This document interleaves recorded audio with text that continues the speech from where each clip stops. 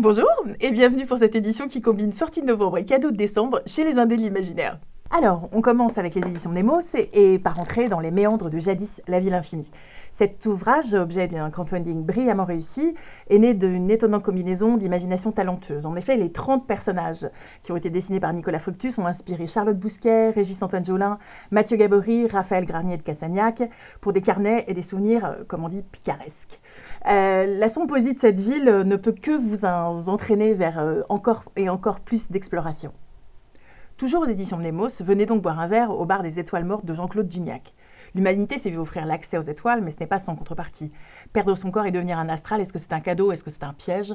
Cette première partie complète du cycle des Animaux-Villes est proposée dans une nouvelle édition. C'est un chef-d'œuvre de la SF française qui a obtenu le prix Rosny-Aîné, et cette intégrale regroupe Les Étoiles Mortes suivies des Voleurs de Silence. Puis toujours chez Nemos, après avoir exploré les étoiles, laissez-vous guider par la voix de l'empereur de Nabil Wali. Avec ce deuxième tome, Le Poignard et la hache, l'intrigue posée dans cet univers de manœuvres courtisanes se déploie pleinement avec richesse et rythme. Sur le damier du pouvoir, face à de sombres puissances, le prince et la guerrière sauveront-ils l'Empire? Chez les Moutons électriques, Hayao Miyazaki, Cartographie d'un univers par Raphaël Colson et Gaël Régnier. Je vous montre la couverture, je rends fou le technicien, puisqu'elle est verte, et je la repose.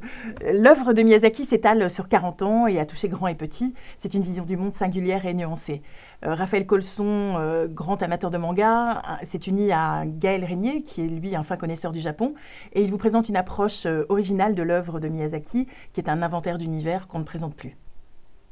Chez les Moutons électriques, L'autre herbier, un roman de Nicolas Labarre enluminé par les dessins d'Amandine Labarre.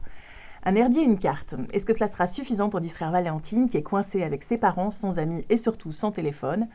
Les sentiers qui sont sur cette carte semblent ne mener nulle part ni même exister. Pourtant, quand elle les suit, elle franchit une rivière impossible, elle découvre une forêt inattendue. Valentine saura-t-elle retrouver son chemin? Un peu d'aide féerique ne sera pas de trop, comme vous le découvrirez dans cet album à la fois illustré et poétique. Chez les Moutons électriques, enfin, le panorama illustré de la fantaisie. Je ne vous dis pas comment c'est un pavé. La réédition est attendue depuis longtemps. Elle a fait, elle aussi, l'objet d'un crowdfunding réussi. Que dire de cet immense ouvrage qui réunit tout ce qu'on a envie de savoir sur la fantaisie, à part que vous devez l'avoir dans votre bibliothèque. Enfin, sorti chez Helios, la collection Poche des Indés, de l'origine des victoires de Hugo Bellagamba. De la romantique aux étoiles les plus lointaines, venez découvrir les combats et les sacrifices des victoires, ces femmes qui luttent dans l'ombre pour protéger l'humanité. Dans une approche très personnelle, Hugo Bellagamba dresse 8 portraits fins et subtils de celles qui luttent contre l'Orvet, cet être qui se joue des humains. Comme dans la vidéo précédente, je vais vous présenter une sortie hors moi qui est parue aux éditions Nemos en septembre, Les Nefs de Pangée de Christian Chavassieux. C'est un récit épique de bataille, d'aventure et surtout de perdition.